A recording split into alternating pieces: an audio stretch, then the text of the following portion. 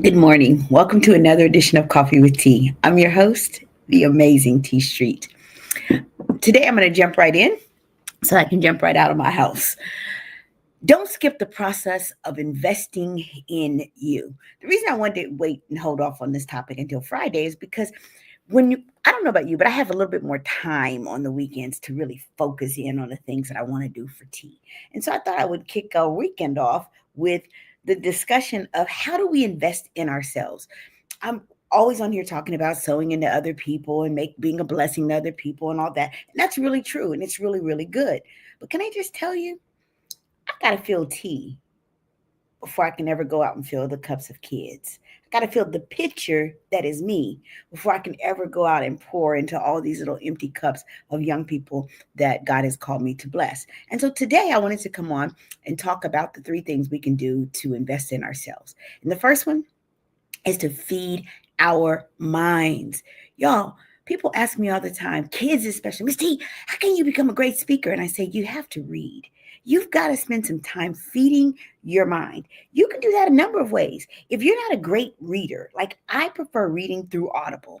I'm a better auditory reader than I am a visual reader because I get distracted because of my ADHD. But if I can hear it, it literally goes into my conscious and my subconscious when I'm listening to great books. Right now, I'm listening to a couple of really good books. I listen to podcasts. I take classes for the sake of taking classes, y'all. Sometimes I audit them. I got a lot of seniors who follow me. Did you know that y'all could audit a class at Ohio State or Columbus State or any of the state colleges for free if you're over 60 years old? Go take a class or take an online class. Engage in conversations that feed your mind, not feed your gossip, not feed pettiness, but feed your mind. Um, what we consume, it shapes our perspectives and our future. Just like when a farmer plants a seed, he's intentional about how he waters it and how he allows it to grow. When you choose learning over being lazy or growth over gossip or wisdom over waste, you literally are setting yourself up for success. Your mind is your greatest asset. I've watched people that I love, the teacher that saved my life when she became um, afflicted with multiple sclerosis. She lost all the functioning in her body, including her ability to speak, but she never lost the functioning of her mind until the day that she left the earth. She was fully cognizant in her mind. So, the first thing you got to do if you're going to invest in you, your morning vow is feed your mind. That's the first thing. The second thing, develop your character. This is a hard one because everybody wants to think that they're a person of high character. But when you invest in your character, you literally are building the foundation for growth and for success. Because oftentimes I've watched it time and time and time again. If you watch some of the big mega ministers who built these they had talent and skills and oratorical skills and charisma and all of those things, but some of them fell because they lacked character. You can get into a position, but only your character will keep you in position. Integrity is a characteristic that you ought to be developing. Discipline. The things that you accomplish happen through your discipline. Resilience. Those are qualities that you can't buy, y'all. You can't buy character because if you could buy character, everybody would have it. There, I said it. If character came in a bottle and it was purchasable, everybody would have character. So a lot of times people get into rooms but can't stay in those rooms because they don't have the character to sustain them. I think it's Proverbs 22. Proverbs 22 says, a good name is more desirable than great riches. That's deep for me, y'all. My mama told me, you may not have great riches, but don't ever let it be said that your character or your integrity is lacking.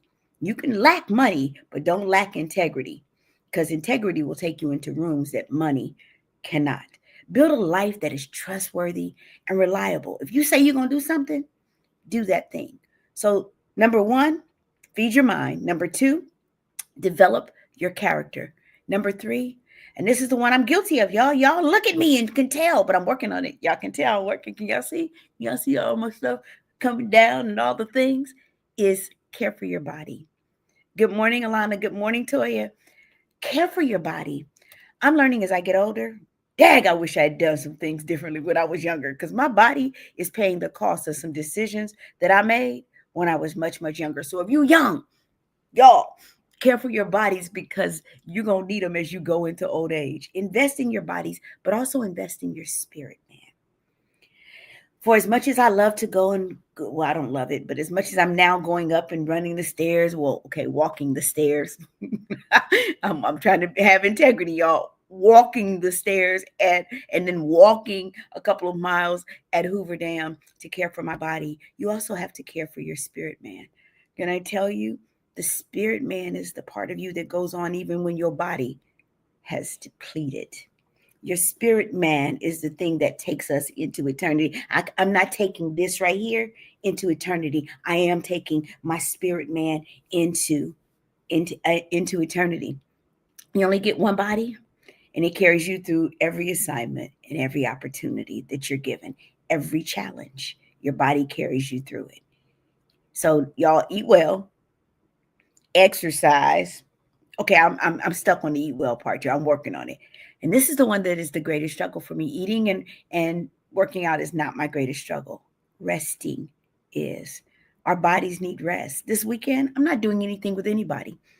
My sister told me you may not take a lunch date, a breakfast date. You may not do anything this weekend except be in your house chilling or driving your car chilling, but you are not doing anything but resting because we forget that. And finally, when we talk about our spirit man, spend some time in prayer. How can you say you are a friend of God, but you never talk to him? Mm. There, I said it. How can you say, we sing the song, I am a friend of God. He calls me friend. If I call Stephanie my friend and I'll never talk to her, I'm lying. Good morning, Erica. Good morning, Jackie. When we talk about our spirit man, y'all, you got to spend some time.